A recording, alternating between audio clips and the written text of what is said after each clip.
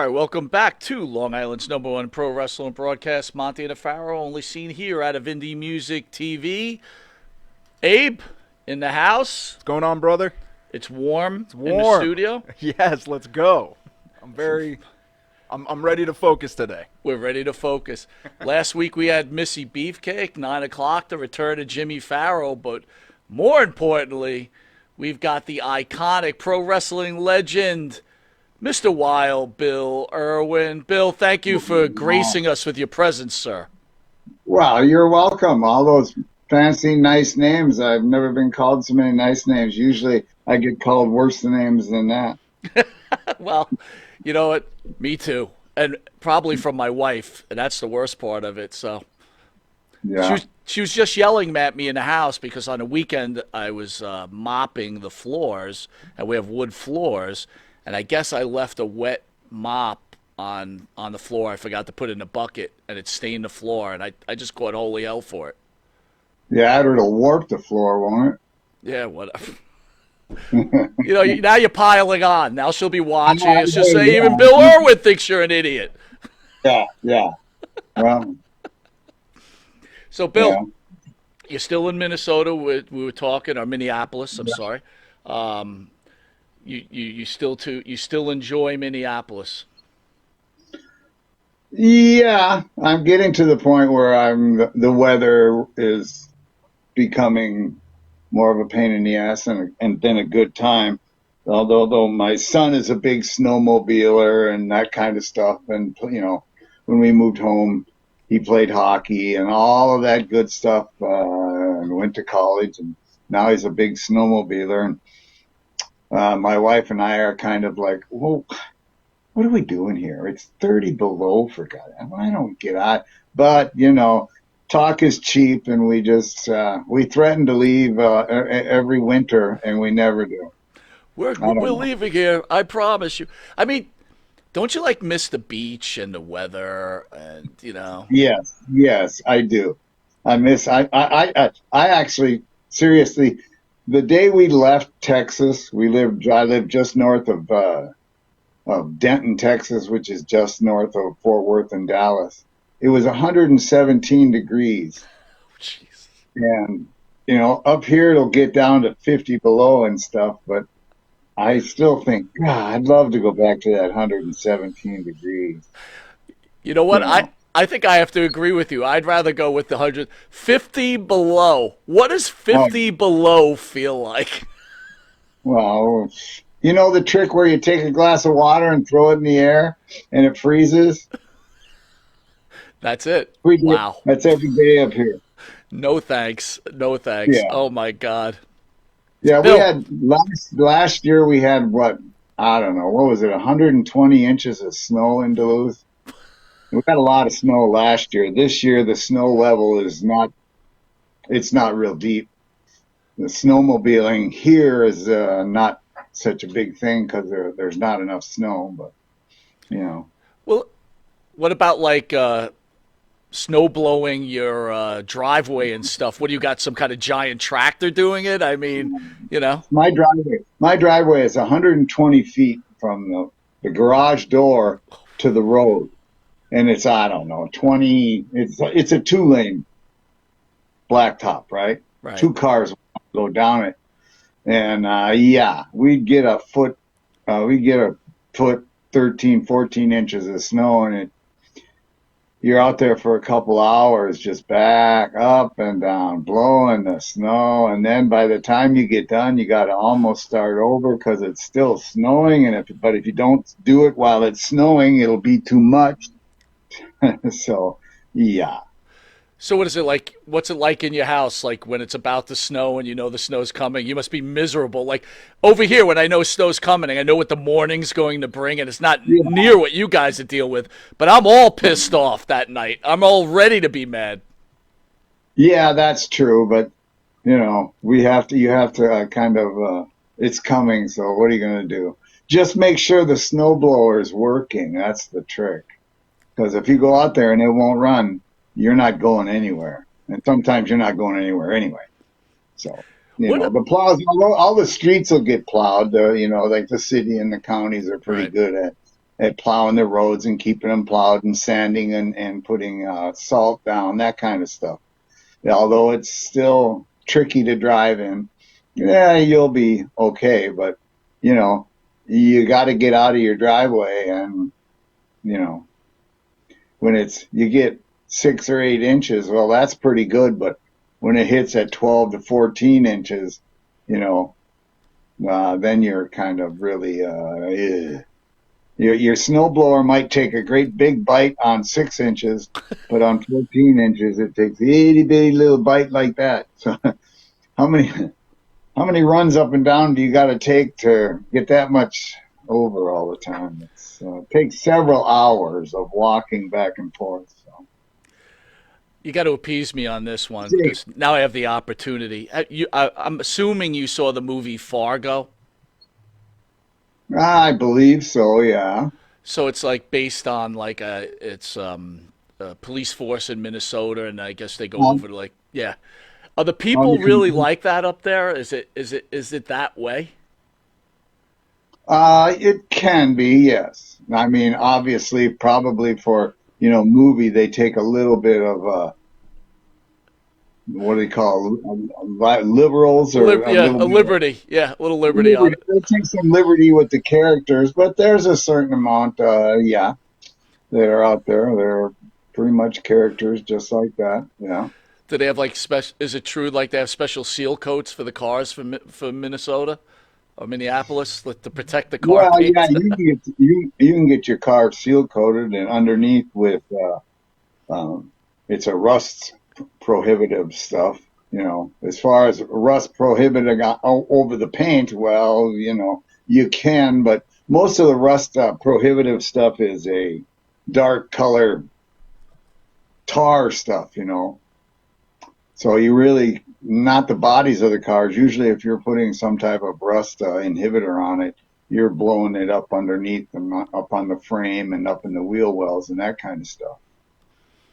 Because obviously, I don't want to beat up on Minnesota that bad, even though I hate the Vikings, but I'm a Jet fan, so I have it worse than you, so we can't even talk about it. The Vikings, 1 year you love them, the next year you hate them, so. At least you make the playoffs. My team hasn't made the playoffs in 25 years or whatever it is. Yeah, it has been a while, hasn't it? A little bit. Yeah. If my partner was here, he'd be screaming to you, crying about it. All right, so before we get into it, Bill, you mind going over a couple of news items with me, and maybe if you want to comment, or if you don't want to comment, all good there. No, well, yeah. All right, I might have to use a no comment once in a while, but I don't know. Go ahead. We'll try. We'll open up with a little more difficult one. 64,000 women and girls became pregnant due to rape in states with abortion bans, study estimates. More than 64,000 women and girls became pregnant because of rape in states that implemented abortion bans after Roe v. Wade was overruled, according to a new research that was made. What do you think of that, Bill? Oh, wow. And you thought you were doing a wrestling show. you don't mess around, right? Yeah. Well, if you want my opinion, the abortion thing should have been left alone, period. Would you elaborate a little more? Well, I don't think they should have changed it. They shouldn't have. What is it, Roe versus Wade? They shouldn't have taken that out. I think you should be able to get an abortion if you need to. Do you think this country hasn't progressed enough in certain areas, like this example, like women not still achieving the same rights that they need within this country? Yeah, the women's are still held down. Yeah, that's for sure. They're, they should be paid the same. They should be doing, they shouldn't. I don't know how to say it, but they should be pretty much, they should be equal with the men in the country, which, I'd like to say they are, but I know they're not. So. What do you think? How do you feel about the country right now? The state of the country, In my case, I'll share with you, I think the country's probably in the worst state it's ever been. What are your thoughts? I think we were worse about 2.5 years ago. For 4 years, we were in the horse shit spot. And I don't. If we're going to go politics, it's, I'm not a Trump fan at all. Period. How Nothing come? more to say about it. I know You he's a know, lying. uh, fair enough. And that's a great part of it, right? It's like that's what this country's built on, right? Our opinions.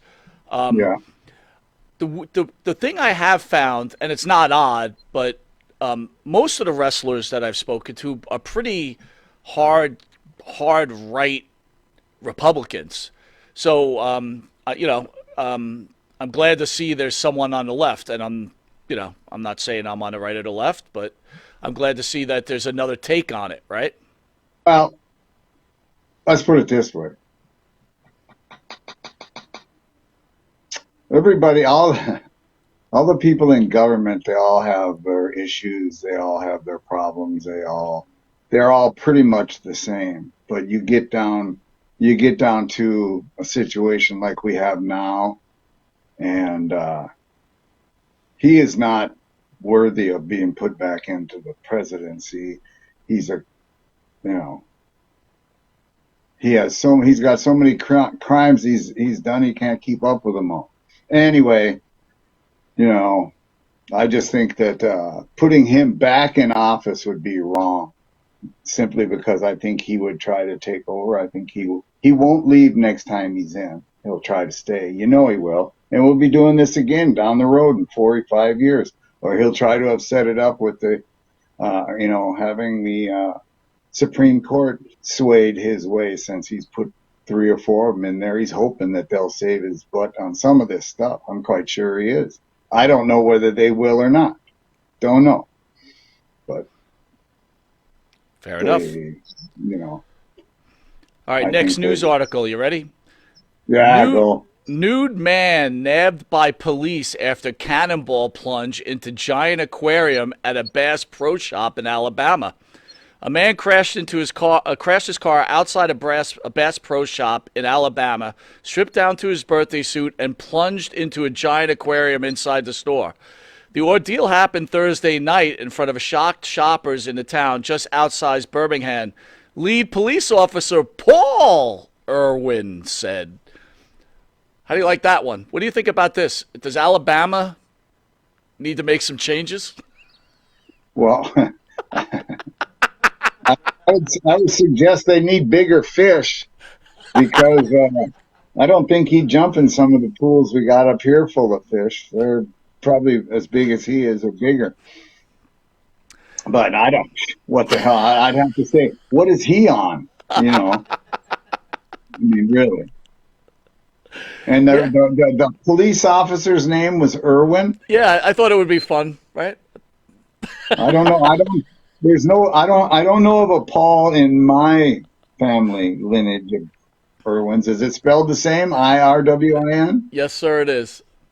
Wow. I don't know. Maybe. Could be a long-lost relative. You know? Never know. Never Yeah. know. I All right, don't this know. this hit the news today. A little bit of the wrestling business, and I really would like to hear your opinion on this. WWE founder Vince McMahon accused of sexual abuse and trafficking in a lawsuit of a former employee. A former employee of the WWE sued founder Vince McMahon, allegedly he abused and sexually exploited her when he was CEO of the wrestling company. McMahon allegedly trafficked her to other men as a pawn to secure talent deals. Thoughts on that, sir? Oh, wow. I just heard that on the local news before this started, and it was like, oh, for Christ's sake. That's a little bit of both ways. I think. I don't really know. I don't know the lady. I don't know, and I don't know Vince that well. I know the wrestling industry, is there a certain amount of sex going around out there all the time? Yeah. Do I think I wouldn't have a clue whether he's selling people or doing this or doing that, all of that stuff. Uh,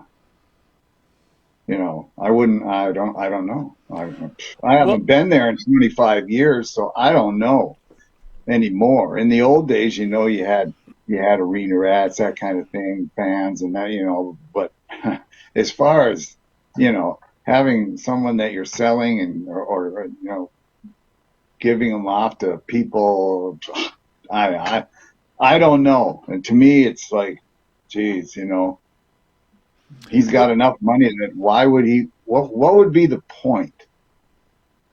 He doesn't have to do it. What's the point? as a male, an older male like you and I are, is it? Do you feel like it's more dangerous out there? Like you have to be very careful of everything that you do here, or you'll be accused of something inappropriate? Probably, yeah. I mean, yeah, in our day out there, things were easier. Now, you don't know what's going on. I would think that, yeah, you're going to have to, make sure, you're going to have to cover your bases.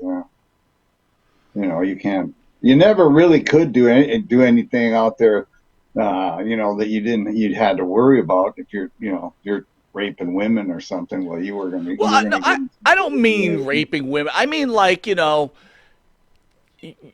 you're working with a woman and you give her a compliment or something like that. Oh, I like your dress, or I like this. Do you feel like in today's environment that even that could be misconstrued and ruin your life? Well, it can be misconstrued, and could it ruin your life? Possibly, I guess. Therefore, I guess you got to learn to keep your mouth shut a little bit too. Yeah, I guess Although so. you're just trying to be nice, I can understand, and someone might take it wrong. That happens. Uh, and what you can do about it, all I could say is shut up. Don't say anything. Now that's a quote we have to use. Bill Irwin, shut up, mind your own business, and everybody will be just fine. I would like to thank the band that sings a theme song for Monte The Pharaoh, our own Jimmy Farrow, along with his partner, Bart Griggs, make up the band Wisteria Hall. They sing such great songs as In My Dreams, This Life, Not Far Behind, Here Comes the Rain. You can find their music on the Wisteria Hall YouTube page. Hit that like and subscribe. Spotify, Apple Music, Reverb Nation. Download it, listen, enjoy. If you didn't know it, you are watching Long Island's #1 pro wrestling broadcast, Monte The Pharaoh. Catch us on the Monte The Pharaoh YouTube page, Facebook Live page. Here's on iHeartRadio, Spotify, Anchor, Twitch TV page. And if you're lucky enough to live in New York, catch us on channel 115 every Tuesday at 9:30 p.m. and Saturday at 11:30 a.m. and channel 20 at 7 p.m.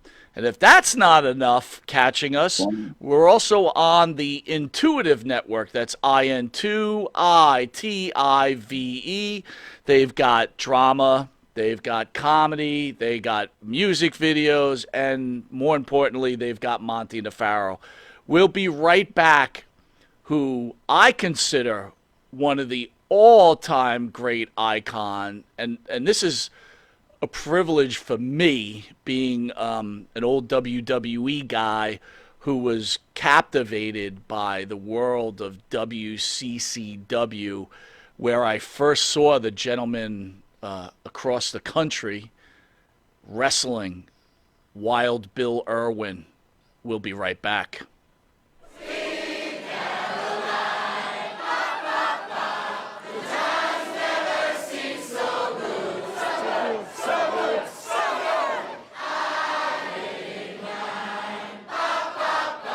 Sir?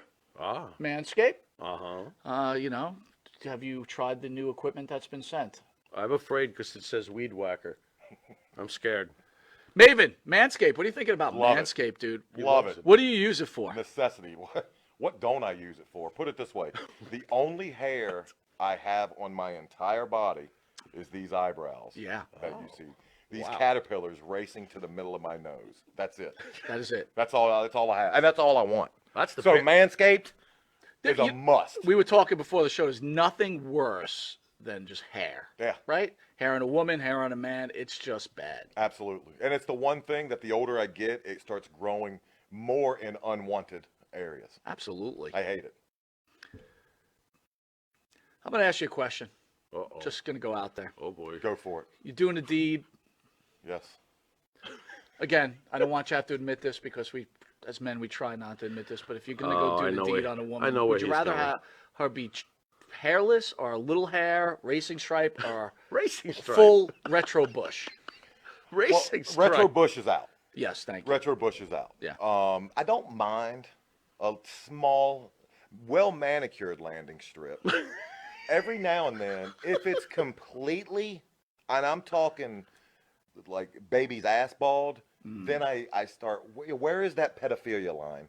I don't want to Wow. wander into that. That's thought very of it like interesting. that. I never thought about that. You're a Wow. smart dude. Holy shit. So if the landing strip is clean enough for the plane to go in smoothly, you're cool with that? If the landing strip has, like I said, well manicured, Yeah, you yeah. can see both sides. It's not Like blinking lights on both sides of that I landing? just don't. I don't want. I don't want the shrubbery going off into unwanted areas on that as well. Gotcha. Yeah, Oh, look but- what you found. Ooh. I got to be all honest though. Hey, the older I get though, I don't think I can be as I found it! I found have it! you ever gone down there and she slowly brings down the underwear and then What is retro? Just, Absolutely. You're like, whoa. Wow, Yeah, like, I'm like it 46, of pops course. out? Do you like walk out or what do you do? No, I muster through. I muster up the courage to get He's a through. trooper. He's a trooper.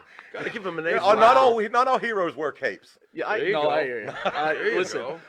I couldn't Super say. Bush. I couldn't say. Well, if you have the same beliefs as Maven, does Manscaped could help you? Absolutely. The weed whacker. Absolutely. What are you thinking? I'm thinking that I may have to, go in a room, close the door, and hang out with the weed whacker for a little while. Yeah, I think you're a retro guy, aren't you? I like 70s adult films, if that's what you're getting at. Yeah, there you go. Yeah, But only with that, Ron we're going to take a Jeremy, quick Batman. commercial break and we'll be Anyway. back with this wrestling icon, Maven. We will see you in a drop kick second. Drop kick. All right, welcome back to Long Island's #1 pro wrestling broadcast, Monte The Pharaoh, where we're honored to have this pro wrestling legend, Mr. Wild Bill Irwin. Bill, how are you, bud? I'm alive and well. I don't know if I can if I can put up with that much more, whatever that was. Holy moly. We're not going there. Don't even think about it. I'm not going there. That's just a commercial, man. Bill, tell me about you growing up in your early life. Well, I don't know. I was born out in California. We moved to Minnesota when I was 3, and Duluth, Minnesota. We lived, I don't know. We ended up 6 blocks from a hockey rink, and in Minnesota, everybody plays hockey. Doesn't matter. You play hockey, and so I ended up, starting to go to the rink at 3 or 4 or 5 years old. And pretty soon, you're playing on the teams. I grew up playing hockey, all the way up through high school, then played in college, at a local college here, College of St. Scholastica. We were national champs in 1975. I got to look over here on this. I don't know. Nice. National champ NAIA back in 75. Let me think. I gotta read it. Anyway, yeah, 75. From I don't know. So I went to high school here. So grew up playing baseball, little league, all the sports. My dad was a longshoreman down on the docks, loading and unloading the ships that come in. This is a port city where it's the farthest west you can go with a big ship, Duluth, Minnesota. And so, he worked on the docks, and we were just kids going to the rink and running around. My older brother, Scott, he was 2.5 years older than me. And we played hockey, baseball, and then started playing some football, and went on through school. I don't know. I was no great student. I think I could have been a better student. I don't think I'm ignorant or stupid. If I want to figure something out, I can. I just, I don't know, Now, playing do you naturally learn how to skate? I mean, I can't skate. I can't ski. How easy did it come to you? The thing to do is, I tell people now, I see them with their kids, and they're young, in their arms. I says, and when he's 3 years old, buy him skates. Oh, no, that's down. No, that's too early. Maybe later. Maybe when he's 5 or 6. No, 3 years old, when they start walking, you get them skates and get them on the ice. And they'll be skating before 4, and they'll be flying and going. And you learn it easier and faster when you're young as a little kid. They'll pick it right up, because a little kid falls down, he just gets up. Same thing on the ice. They fall down, they get up, they just go on. The older you get, you start to worry about falling down, a 6 or 7 year old, and then he's worried about what the other kids think. Start them really young and you'll pick up skating easy. If you try to start later, it gets a little bit harder, although you can pick it up, not that you can't. It's just easier if you start them when they're young and just kind of get them out there, and they'll start toddling around, and and then pretty soon, the one thing that really gets them going is, once they go to school, all if your kid's not playing hockey, all the kids are playing hockey. Period. I don't. Now that might be a little much, but in my world, the whole thing was hockey, and yeah. So once you go there and you find all your little friends, they're all going off to the local rinks and stuff, and pretty soon you're meeting them there afterwards and running. Yeah, that's where you go, and that's where you learn to play. That's where you pick up the sticks and the ability to stick handle and get around somebody, and you learn what you like to do and what you don't like to do on the ice, is when you're really young. And then as you get older, it just develops faster and faster, just like baseball or football or anything. But well, I always tell people, like, you can lift weights, become this like bodybuilder guy, but you can't teach height and natural size. You and your brother were huge. Was your father a big man? Yeah, he's about, I guess he would have been about the same size as me. Scott was a little bit bigger. Scott was, I don't know, he was more like 6'3", and oh God, he was more of a 300-pounder. He went down, he played football for the University of Minnesota down at in Minneapolis, out of Duluth. And geez, I can't even remember the coach's name way back. That would have been back in 1970, something like that. But he ran a 4.5 40. Wow. Back then. Holy cow. And he was a lineman. He was a defensive lineman. So, who was the better football player, you or your brother? Oh, he was. Yeah. By the way, Jay Will says you are in great shape. Who's Jay Will? It's one of the fans watching you. He says, "Man, you look like you're in great shape." Well, I've started. My wife started me. You know how wives are; they get you going. Yeah, I was here, I don't know, 6-8 months ago, even maybe a little farther back. She starts going, her doctor says, well, you should go walk 15 minutes and then, and then come back 15 minutes, and that's a half-hour walk. That'll be good for you. Oh, okay, we start doing that. And then I see her going out there. Where are you going? Well, I'm going for a walk. Oh, all right, I'll go with you. So we go. Now we're walking. Then my son gets, he tells us of this Fitbit thing on your phone. Oh, how many steps you want to do? Oh, I don't know. What about 10,000? That's like 5 miles a day. Oh, I don't know. Okay, sure. Well, now the phone runs our life, and we walk every day back and forth. I've dropped I was at 255. I'm at 220 now. So I've leaned way down. I don't, we changed our diet. We got away from so much red meat and pastas and all that. Now basically it's fruits and vegetables. I'm a fruitcake. So, you know, and it's not, I don't know. You always tried to lose weight. You know, I always tried to lose weight when I was working on the road and all that shit too. But, you know, you never changed your diet. You're always eating hamburgers, or you're on the road eating French fries, or, you know, you got to cut all that crap out. I mean, as soon as I got around to just eat, you know, I nowadays I get up and I make a protein shake in the morning, you know, with fruit and apple, a banana, some strawberries or some blueberries or orange, put it in, mix it up with your protein, and boom, I drink that and I pour some of it over my shredded wheat. No sugar on the shredded wheat, just the shredded. That's what I have for breakfast. Then we come back and eat a big salad for about lunch. And in the evening, we might have some chicken or, you know, pork. But red meat, not so much. We just kind of got away from it all. And the weight falls off, just fell off. So What are you weighing right now? 222, 223.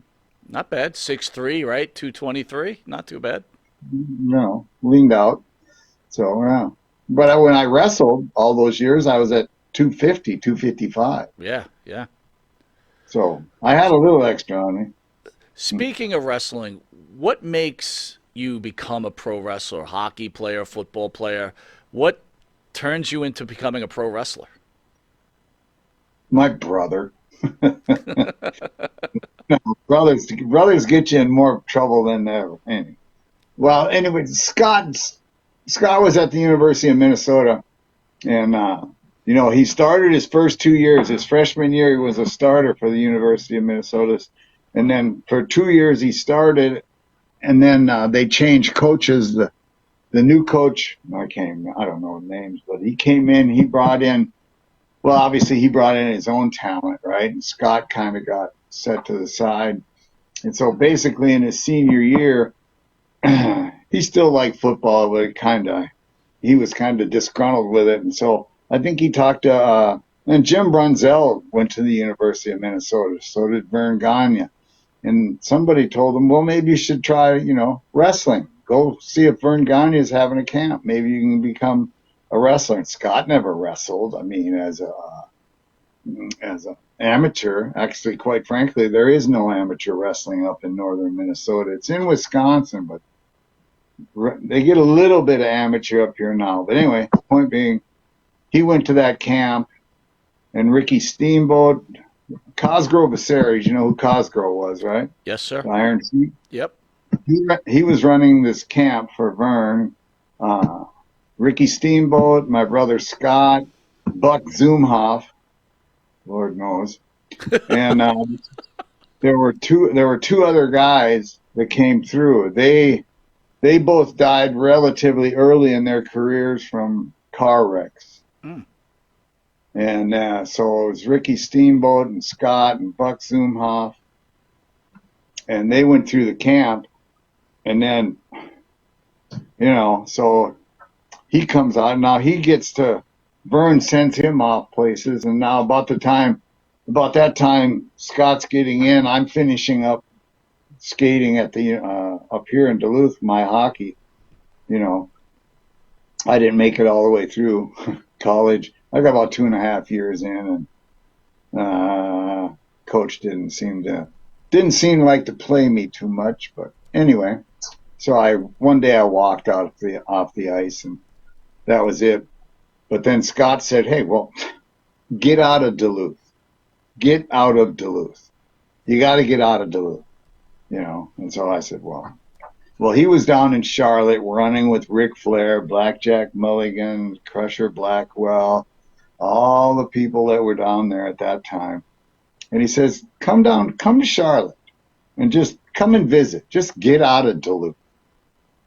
Well, I left and went down there, and I think it was 77, and I moved home in 98. So I went down there, started, first day I'm down there, we go training, you know, of course, everybody, you know, wrestlers, they got to train. So we're going to go train. I think, what are we going to do? Well, we're going to do squats and sit-ups. Oh, Christ. We went over to Ric Flair's house, and we're doing squats out in the sun, you know. I'm from northern Minnesota. We don't have any sun up here. You know what I mean? Right. And we're out in the sun in the Carolinas doing squats and sit-ups. Pretty soon I'm puking in Flair's bathroom. You know, but anyway, got through that, you know, and then when I'm living there with Scott for a couple of months, and you start, you know, you meet Ric Flair, that kind of, then they want, well, you want to drive me tomorrow? You drive my car. I don't want to drive. You drive me to the building. You know, okay. So I'd drive some of them around, or I'd go with Scott, and we'd go to the matches every night. Just after a little while, then pretty soon, you know, in Charlotte, the ring was always up. I think it ran on Saturday night. So on Saturday afternoons, you could go to the ring and get in the ring. And Larry Sharp, I don't know if you know who Larry Sharp was. Absolutely, yep. Larry Sharp was good friends with Scott, and we would go to the ring on Saturday afternoons and we'd go over there, and they'd beat the Jesus out of me. You know, I get in there and try to do stuff, and we're doing stuff, and you know, it wasn't being athletic. Yeah, it's not too hard to learn to hit the ropes. Can you flip over? Can you fall down? Can you get up? You're doing it, you know, they're showing you how to do it. Boom, boom. And then Larry Sharp's putting the squeeze on you, you know, trying to see if you can take it. He's trying to, you know, get you to say I quit or anything, but nah, I didn't do that. I don't know. I guess I was pretty limber. I don't know. He tried to reef on you and I don't know. It didn't really hurt or didn't bother me. So, you know, finally one day we went 300 miles east. The next day we went 300 miles west of Charlotte. And I saw the same match 2 nights in a row. Same people, same match. Move for move. And I said, Scott, I just saw that one and that one, same. And he goes, oh, you're starting to catch on, you know. And so, yeah, so after that, then it was a matter of just learning the moves, learn the vocabulary. And I had my first match with Professor Malenko in Lynchburg, Virginia in 77, 78, I don't know, something like that. And he twisted me in knots. Didn't hurt me, but, you know, I didn't know what I was doing. I went out there and got spun around, twisted around, picked up, slammed down, or whatever, and went back in. So I'm walking back into the locker room. And Baron von Raschke looks at me and he goes, so you want to be a wrestler, huh, kid? I don't know. I guess I just laughed. But, you know, he's from Minnesota, and so it's kind of like that's kind of where it got started. And then Christmas showed up. We came home for Christmas and then went back down there. And that's when I think George Scott was the booker in Charlotte at the time. And they sent me to Atlanta for down there with Ole Ants and those guys. Well, I went down there, and Tommy Rich was there. Tony Atlas was there. Rick Martel was there. There were some other older guys. Jesus, I can't remember their names, but you know, Ole was there. Gene Anderson was there. They were all going on, and so Ole, yeah, I don't know, he booked me, you know, every week, 3-4 times a week. So you know, started running around, started running with Tommy Rich because we were basically the same age. I was actually older than Tommy. Tommy's fairly young, but you know, young, good-looking kid being pushed for the title and stuff. And so yeah, we became friends and started running up and down. And Martel was there, same age. He's down out of Montreal. So yeah, kind of fit right in. Did I ever really plan on it? No, not at all. You know, but I think I went to one wrestling match in my career in Duluth, Minnesota when I was a kid, because, you know, Vern was on every Saturday. And I went down, and all I remember is the Alaskan was there. and he had a bullwhip. Wow. And I think that's where I picked up. That Wild Bill picked up the bullwhip anyway. excellent. So speaking about your brother, unfortunately he passed at a significantly early age. Yeah. Is that how difficult is that to get over? And do you still live with it? Do you think about him often? Oh, I talk to him all the time. You know.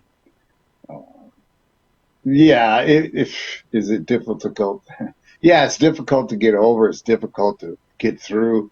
You know, there wasn't much that could be done. You know, we were up in Montreal when that all set in. You know, he thought he had a pinched nerve, and turns out to be a brain tumor. And you know, he went to he thought he needed a chiropractor. And kept going to doctor and doctor, and finally he went to a doctor, and they sent him over here, and then they sent him to the neurosurgeon, and it was kind of like, well, you have I don't know, a brain cancer, and it was like fingers all through the brain, not just like one tumor. So they gave him a year and a half, and you know, he lasted about a year and a half, but you know, so yeah, it was. I don't know. It's not. It was hard to do, but there wasn't much anything that couldn't be done. You know. So. Well, I mentioned earlier how much you meant to me personally as a fan of professional wrestling, and where I first saw you was in WCCW. How do you end up working for the great Fritz von Erich? Well, first of all, you got to be down in Tampa with Randy Tyler, leaving with Buck Robley, going to go to Atlanta, and going to work Buck Robley was going to be the booker in Atlanta. Well, between Tampa and Atlanta, Buck Robley got fired, and so now we're traveling to Atlanta with, we don't know if we're going to be able to booked or not. We don't know nothing. So Randy Tyler knew, Christ, what's her name up there in Canada? Calgary. The Owen Hart, the Hart. Okay, the Hearts. He knew that. He knew them, so he called Old Man Hart, and so we went from Tampa to Calgary. We lasted there about 2 months. Crazy up there, absolutely crazy. And then Scott got me booked down in Dallas, Texas. And then once I got down there, once I got in there, that's where things started to change for me. They seemed to like me down there. I think everybody liked you down there. The Iron Claw just came out. Well, yeah. Not just came out. Have you had an opportunity to see it? No, I have not. I haven't seen it. I've talked to several people that know about it. You know, from James Beard to you know, David Manning, who's down there. I don't know if you know these people or not, but they were all in on the Fritz von Erich situation and the von Erichs down there. They've seen it, and you know, there's some other people, Bill. God, I can't think of his name. Been hit in the head with too many chairs. Can't remember names. Bill Cobble is down there. And he was a guy that walked you to and from the ring and that kind of stuff. You know. So in talking with them, they've seen it, and I've heard that there's some liberties taken. I think that it's not quite true to exactly what I would remember. But I think, you know, movie's a movie. You're just trying to, you know, get something across and portray something. So some people have said it's pretty good, and other ones say it's not that good. And I think the ones that say it's not that good are the ones that were really there. The people that don't really know or weren't really there with the Von Erichs and go through and live through it like I did, they don't think it's that good. So I don't know. I haven't gone to see it yet. As a moviegoer, I thought they focused way too much on the wrestling aspect of it, where they really had a good story to tell, and I felt they could have done a better job, but a lot of people enjoyed it. In the movie, though, Bill, they portray Fritz von Erich as being this, I would say, almost this cold-hearted guy that pushed his kids to the limit. Is that the Fritz von Erich you knew? No, not at all. Maybe a little bit, yes, but not really in that, I don't know, Fritz. I don't know if how I fit in so well, but he seemed to like me. I mean, I can tell you a story. I'm there. You go there to pick up your check on, I think it was every Friday or Tuesday or whatever day it was. It doesn't really matter. But one day I was there, and of course Vince was there, Fritz was there, and so I was just talking to him and asking him if checks were ready, and he goes, "No, it's going to be a little while." And I said, "Oh." He says, "Well, what's the matter?" And I said, "Well, I've got I need a root canal. I'm going to take the check and go get this root canal at this dentist right today, right now. I need the money to go pay for it." And then he goes, "Well, go upstairs and, talk to the lady, his secretary. She'll have a check she'll get you your check." And then he says, "Well, how much is the root canal?" And I said, "Well, it was $150. I mean, that sounds ridiculous now, but Yeah, it does. in those days, I mean, it was $150. And he had a secretary put in an extra $150 to pay for my root canal. And so, God, he was always nice to me. Everybody was, on Bronco Lubitsch, who was his referee, they had, he's the one that named me. He said they were trying to figure out, well, Bill Irwin, what the hell? What kind of a name is that? What are we going to? And Bronco said, well, he's just wild in the ring. Just call him Wild Bill. Oh, well, so I ended up to be Wild Bill, and from Wild Bill, I kind of went on to the cowboy thing a little bit. And then, I started with the tall boots and just kind of added. Then I went into jeans and all of that kind of stuff. And the character came through. And so, do I think, but was Fritz pushy with his kids? Well, yeah, maybe, because I know Mike. Mike was he was a musician. He played guitar, and he wanted to be in a band because he was coming up just when I was there, and he was young coming to high school. He wanted to play music and be in a band, and I think the old man said, "No, you're going to wrestle." So he didn't get to be in a band, and he got put into the ring with the rest of the boys, and I don't think his heart was ever in it. I mean, he wasn't bad. I worked with him, but I don't think like I said, his heart wasn't into it. I think the old man probably should have let him put some money behind him and make him a rock and roll star if he wanted to do anything. But, talk is cheap. So clearly, you were somewhat close with the Von Erich boys in general. Yeah. When did they? Because again, I'm just a fan, Bill, so I don't know. So I'm just going from what I hear. When did they start to spiral out of control with the drug use? Oh, that was everybody in those days. That was just you got young kids with a certain amount of money and fame, so they end up doing the things they probably shouldn't be doing. Got themselves in a little bit of trouble. They Kerry's the one that really had the problem, I think, and his biggest problem was he just got caught, for Christ's sake. He broke his foot on a motorcycle, and I think then he got popped with cocaine or something, and the judge said something like, "Oh, you do this again, we're going to send you off." And then I think he got popped again with some cocaine, and so he was afraid he was headed off to jail, and plus he'd had the accident with his foot, and had the problem there. So things were kind of spiraling a little bit on him.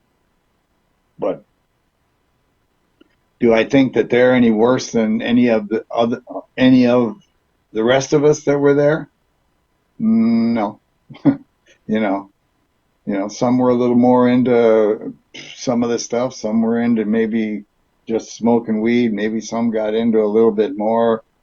But yeah, I didn't ever think it was really that bad. There was, there's always a little bit of something around anywhere you go. And did I think Kerry was really deep into it? No, not really. No. But he got himself into a situation that I think he got scared, and then he just, offed himself, which was, oh man, too much. David was a whole nother story. David, I don't know. David was a, what do they call it? Can't think of, a purger. Where they puke, they'll eat food and puke it up. So, that's, I was with him the night that he moved on. That's a whole other story, but. So I know you've told that story a lot, right? And I get it, but I guess the question I have for you, you hear the different stories, and again, it's been clear at a lot of points that it was like an intestinal issue. But then you hear stories that Brody was throwing drugs out of his room. You were there. I saw you on a WWE documentary way back where you said it was the case of, not a drug issue. Is that the case? Yeah. It wasn't a drug issue. No, because I had been with him all day. I flew over there on a plane with him.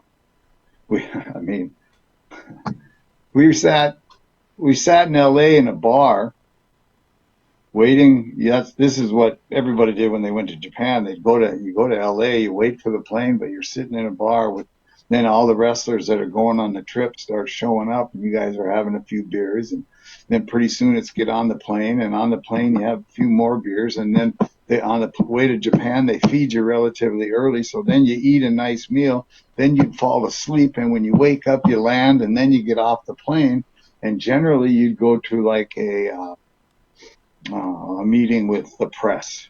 They'd ask questions, and that's where, you stayed as baby faces and heels and talked tough about each other.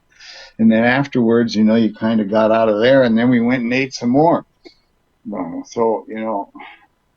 then we went over to Ribera's Steakhouse and ate and ordered steaks and potatoes and stuff, big meals. And he had like two of them. David had two of these meals, right? And it's like, holy Christ, I don't know how I eat so much. Well, anyway, so we'll keep going. Eventually we get back to the hotel. And so, of course, we're not finished yet. We got to go into the bar and have a couple of drinks, So we go into the bar and, have a couple of drinks, and he orders up some food. And it's like, wow, Jesus. And then he disappears. He says, I got to run up to my room. So he runs up to his room. Shit, I don't know. What the hell? And then he comes back down in a few minutes and he starts eating more food. Jesus. Yeah, well, okay. I mean, he was tall, big guy. What the hell? And, then it was pretty much time to head on off. And he goes, hey, Bill, you want to come up to my room? Oh, I don't know. Yeah, what do you got? What's going on? So we go up there. Go in there and sit down, chit chat, laugh and giggle because we're the same age and out of the same territory, and So he says, "Well, okay, I'm gonna call my wife," and I says, "Yeah, I think it's time for me to get to bed, right? All right." So I'm out of there, but I leave him on. I guess what I'm trying to say is on the short side of the bed where it's closer to the wall. The other side's wider. So over here is where the phone is. Well, he sits on that side. Okay, see you. And he's getting the phone and okay, bye. I'm gone. I go to bed, get up the next day. Everything's cool. Everybody's fine. Going along. I never see David all day, but I figured, well, he's the star coming over here, and then, they might be taking him out, go someplace, go do something. And he was gone. I didn't see him all day. Now we're getting on the bus, and, everybody's on the bus, and Brody's on the bus, and I'm on the bus, and everybody else is on the bus. Where's David? And then in comes, I can't think of his name, the referee over there, the one referee that spoke enough English so that he could referee the Americans match. He comes on and goes, Brody, come. And I'm sitting right behind Brody, if you're in a bus, so you're kind of like, huh. So there that goes. There goes Brody off with the Joe Higuchi, that's his name, I believe, and the referee's name. So they go off, and in the distance we hear sirens, and all the guys are all looking at each other. We're all looking like, what? Whoosh! We all get up out the door. We followed Brody and Joe Higuchi in, and you go up one flight of stairs. He was on the first floor, I guess it would be the second floor, in a corner room, and in the hotel person unlocks the door, and we all go in. Brody goes in, I go in, Joe Higuchi goes in, and here come all the other boys right behind us. We go, and it's in a room where you kind of come in, and you go around a bend. The bathroom was here, so you went around it.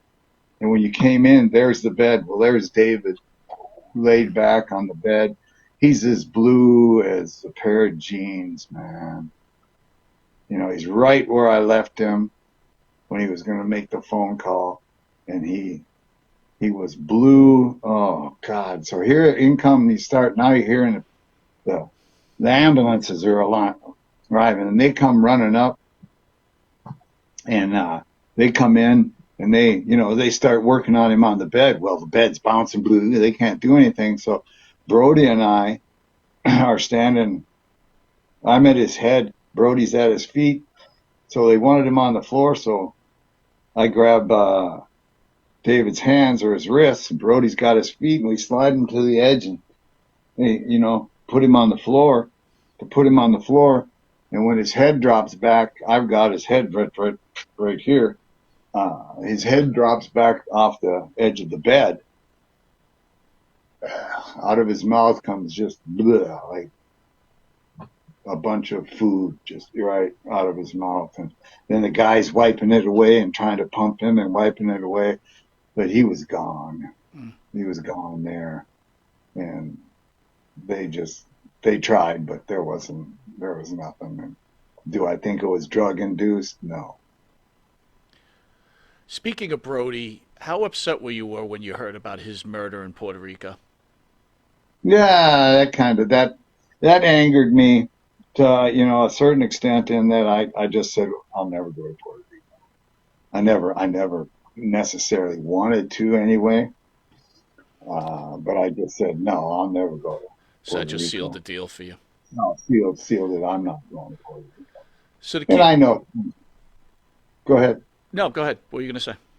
Well, I just, I know a few people. I mean, I've talked with Tony Atlas. He's told me the story a couple of times on the whole 9 yards of that, which, I don't know the story like he does, so he can repeat that story, but I don't know. No, I just wouldn't go over there anymore.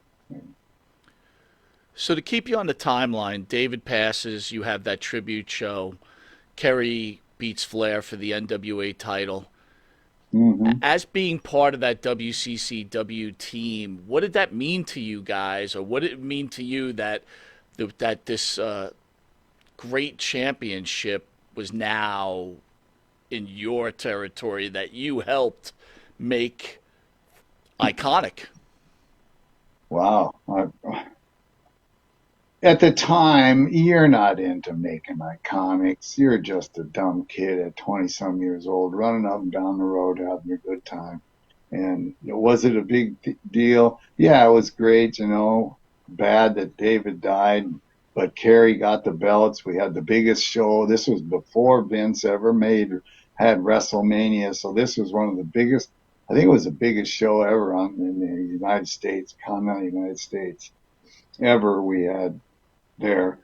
And so, yeah, it was great that we were in on it and did it and had, that kind of stuff. But as far as like being a momentum in or something in your life, I don't know. God, we just moved on and kept going, The territory was running great. Everything was going good. So you just kept running, I mean, you kind of answered the question, but I'm going to ask it anyway.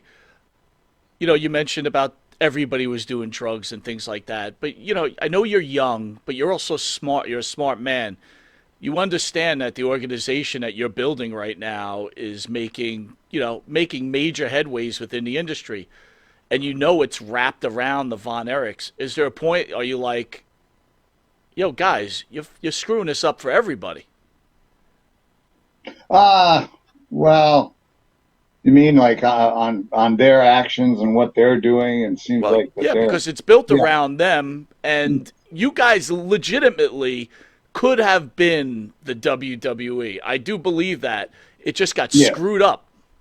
yes yeah we were in front of the WWE, but we were ahead of them in the time frame. That new TV show that they brought to Fritz, and with the cameras right on the edge of the ring, and all running around like they did, the way that things were done, that was kind of a new way of doing things in the wrestling industry.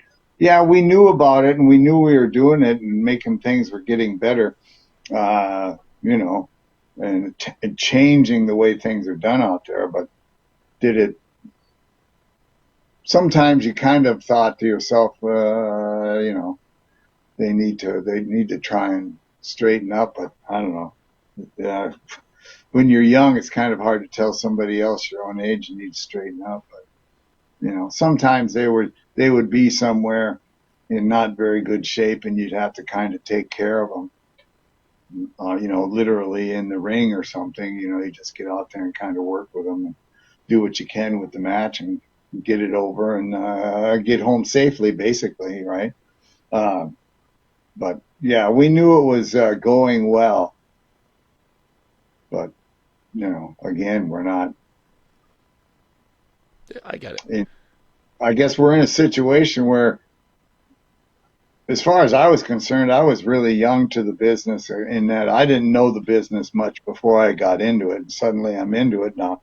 I'd said when I got in, I says, I'll give myself 5 years and see how I'm doing. Well, 5 years, I'm there with the Von Erichs running like crazy and, getting pushed on TV and, talking tough and acting stupid, basically. So, yeah, was it, sometimes you kind of, when you think back about it, you think, oh, Jesus, yeah. What were we doing? How is it that I lived through it? Basically, I talked to several people that were there during the times and all the places that I was. And we always say, I don't know, how'd we get through? Many of us didn't get through. Well, thank God you did, man. Thank God you did. Yeah. You finally get the call to the WWE. It's the big time. I know you went to WCW for a bit, but we're going to skip over that. Can you tell me what was it like when you first get that call and who called you? Bruce Pritchard.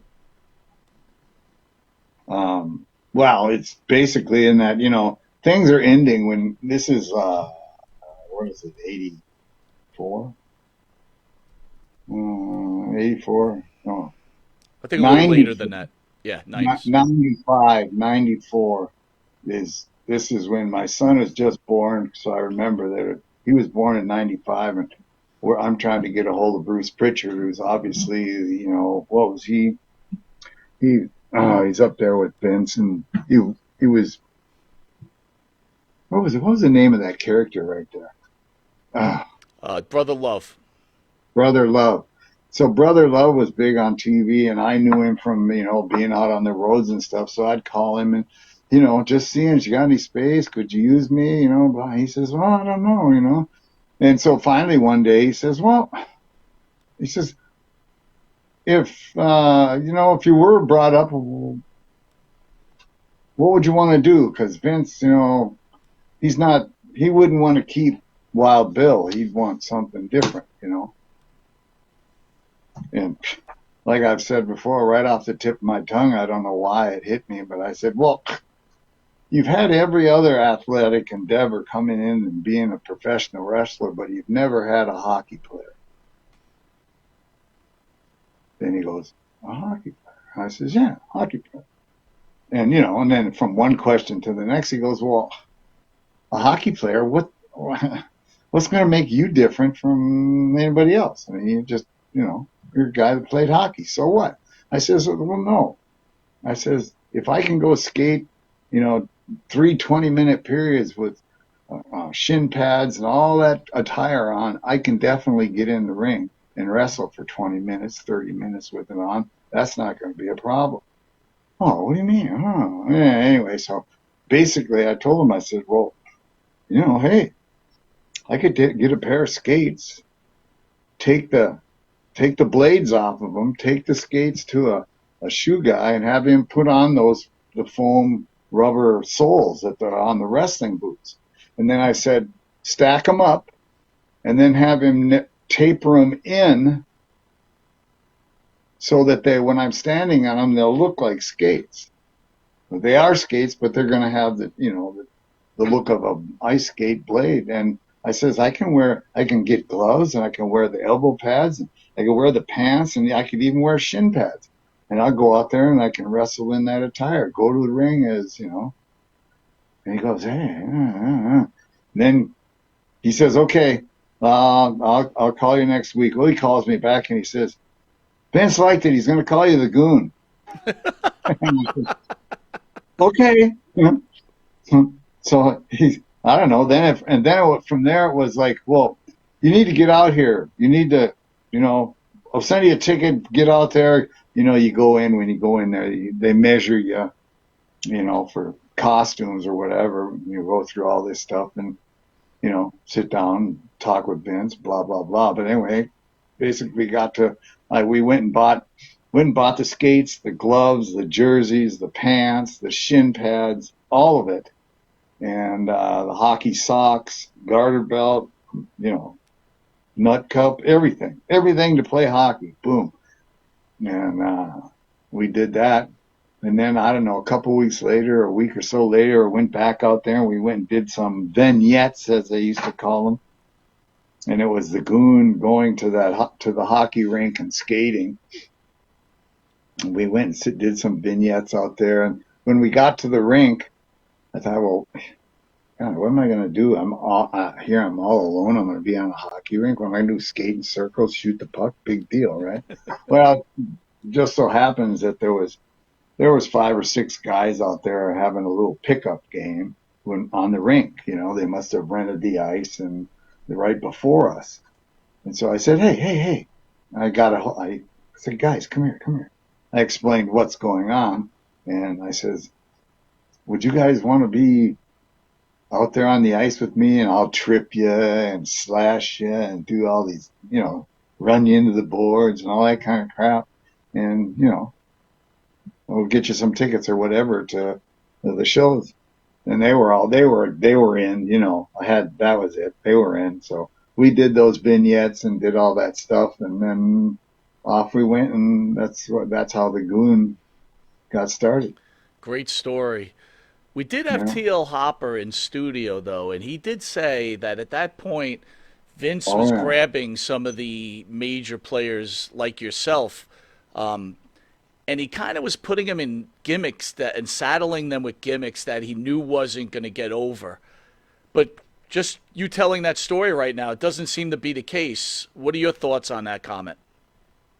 Well, I think I don't think he was throwing them in gimmicks that he didn't think would get over. I think he was just throwing gimmicks out there to see what would get over.